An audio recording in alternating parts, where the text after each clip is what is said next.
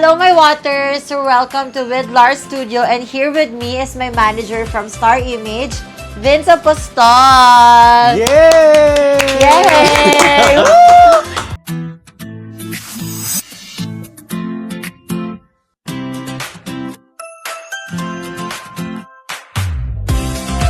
Ayan, so this is a special interview because many people are asking, bakit nga ba meron tayong With Lars talk show? Alam mo, Lars, hindi naman magkakaroon ng with Lars dahil Kung walang nandiyan ka Lars. at kung walang Lars.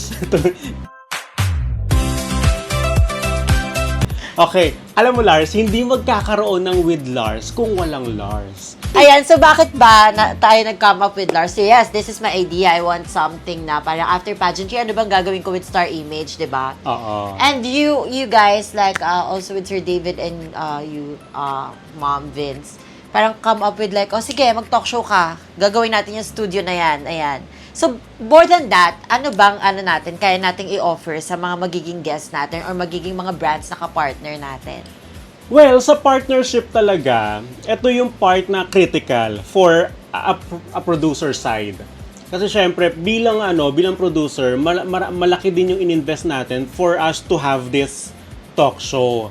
And seryosong bagay pagdating sa finances. So definitely, kailangan ma-appreciate ng ating mga brands, ng mga supporters, ng ating mga possible and potential yung talaga brand deals na ma-appreciate nila na ang galing pala ng talk show nila, Lars, ang ganda ng bentahe, ang ganda ng flow, ang ganda ng concept, maganda yung the entire packaging of the show is gusto nila maging part nun.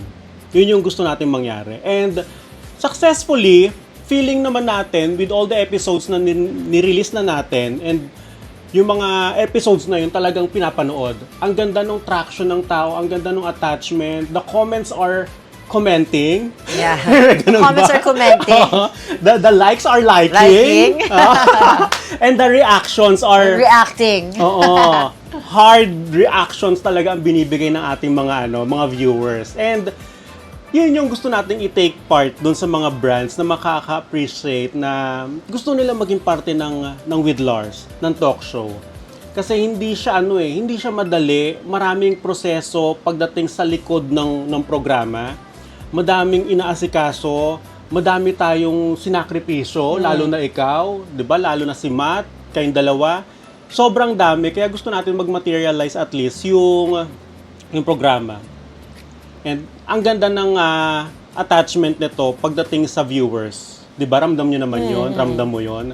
Na kapag nagbabasa ka ng comments, may positive, may negative, but more are constructive criticism for the show. And maraming salamat dun sa mga talagang nagko-comment. The moment that you type your comment and binasa namin, napakahalaga sa amin nun. And we are listening. We are reading your comments. Balik tayo dun sa part na bakit kailangan ma-appreciate ito ng brands. Simply because having this platform, having you on the show, hosting the show, napakagandang exposure para sa mga brands talaga na ma-attach. Siyempre, Lars Pacheco is Lars Pacheco. Hindi mo na kumbaga, rinig na yan, household name ka na. Pagdating sa mga icons, sa pageantry, ikaw na talaga yung tumatatak. I am friends with most of the icons, with most of the nakoronahan, and kilala natin yung mga organizers din ng mga yan. Pero definitely, hindi lang dahil ikaw yung nandyan sa harap ko, but because I know you by heart, na you want this, you want to achieve more in life. Gusto natin may mapatunayan pa tayo bilang tayo nasa mundo ng entertainment. Totoo. 'Di ba? Totoo. Ikaw, ano sa tingin mo yung bentahe ng show? Actually, kasi when we come up with this with Lars Talk Show, di ba? Sabi ko kasi when I signed up, parang, what more? I'm done with pageantry. Not really totally done. Pero kasi kung meron pa akong pwedeng sasalihan naman, di ba? So anong pwede natin gawin? Like parang to stay visible, to stay relevant. Ano bang idea na maganda para still I can connect with those people who wants to see me pa rin sa social media, ganyan. So ito, nangyari yung with Lars. And this is not just a talk show. Diba kasi ang target natin, parang we want to work with like small businesses, yung mga starting CEOs ng mga different brands to showcase their brands and their potential ng mga brands or mga products na pwede nilang mabigay sa people in the help of With Lars Talk Show. Diba? So, itong talk show ng With Lars, this is not just about the people na parang kung sino lang yung trending, kung sino lang yung hindi lang to usapan na wala lang. Diba? We want to work with people na may inspiring story, and we also want to work with brand na gusto nilang mas makilala pa yung brand nila using the talk show because itself. they have a very good brand. They have this brand na makakatulong din naman sa community, magiging part of the economic growth, 'di ba? Ganun yung vision natin malakihan. And masayang-masaya kami ni Dad David and ako and the entire Star Image fam na yung nag-join kayo. Pero again, gustong-gusto namin mas may mapatunayan pa tayo, and we're hoping na talagang yung mga brands namin dyan, starting from different sectors from different sectors talaga, I'm gonna try to send you emails and proposals kasi gusto talaga namin maging part kayo ng deal namin. So may mga packages dito na hindi na lang natin sasabihin, pero kapag nakatanggap kayo ng email sa akin or sa amin, sa production namin, sa Star Image fam, ayan, sana pansinin nyo talaga. Kasi iba kami kapag kami yung kumonekta naman sa brand. Talagang yung commitment namin to deliver, gusto namin gawin. We are more than excited really to partner with you, with your brands, with whatever we can offer. Ganon. So gusto talaga namin may mapatunayan. So I hope yung mga ganong klaseng initiative, yung eagerness, yun yung hanapin nyo sa isang production. Kasi nakakatuwang makatrabaho kami. Masaya kami makatrabaho. Good vibes lang. We want it result-oriented, and definitely, yung may bentahe pagdating sa production. Siyempre, si Lars na ito, gusto namin i-connecta sa mga produkto na talagang award-winning. If not award-winning, yung talagang kahit locally made, pero ma-appreciate mo na merong silbi yung produkto. Yeah. Yung kumpanya maganda, may vision and vision. So yung mga kumpanya dyan na talagang gustong makapartner, si Lars, di ba? Lars Pacheco, try to contact us. Kalat naman ang aming social media informations. You can send us a message on our Facebook, TikTok, Instagram, lahat. It's all publicly listed. You can try to Google us, research the history of Star Image. We've been in the business for quite some time, for 15 years. Wow.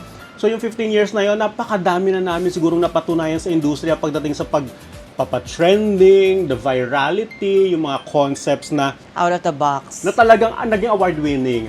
Binigyan kami ng award na isang TV program. I won't mention na lang the program, pero it went all out and beyond the expectation of what's gonna happen if we put this out in social media. Gusto lang namin talaga ma-appreciate ng brands itong effort namin, and at the same time, mag-monetize tayong lahat because we are doing this in good faith na talagang mag-prosper. Yes. Parang magbunga lahat ng mga efforts ng Star Image, also us, ganyan. And also sabi ko nga, we're willing to partners with yung mga startup businesses na parang wala silang platform to promote their business, ganyan. Yung inspiring stories ng mga from rags to riches, kung paano na-achieve yung success, from downfall to success again, ganyan. So we're very much willing to allow you to use our platform, to use this With Lars talk show to be an element or a way para mas makilala ng tao or ma-reach nyo yung audience nyo na posibleng makahelp din dun sa mga businesses ninyo.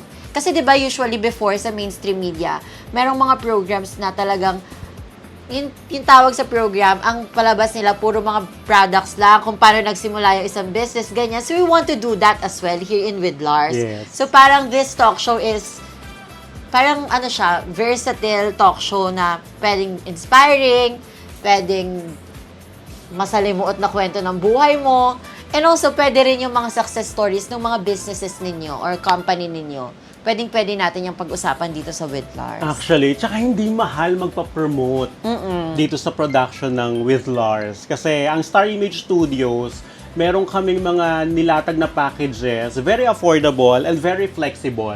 Actually, minsan may nagme-message sa page, tinatanong out of nowhere hindi ko kilala yung owner, yung CEO, pero pero kilala kami, no? Kapitan VJ, gusto ko magpa-promote itong brand ko, ganyan, pero ang budget ko lang ganito. Ang budget lang niya 50,000. That's fine, 'di ba? We can be flexible on what we can deliver with your budget. Doon Correct. maganda naman may makipag-partner with us kasi not all production kayang mag-bend dun sa budget nung ano. Siguro strict sila with the budget, kung million ba yan o half a million or whatever. But kami kung magkano yung budget ng isang nagsisimulang kumpanya, si Lars naman manageable naman yan eh.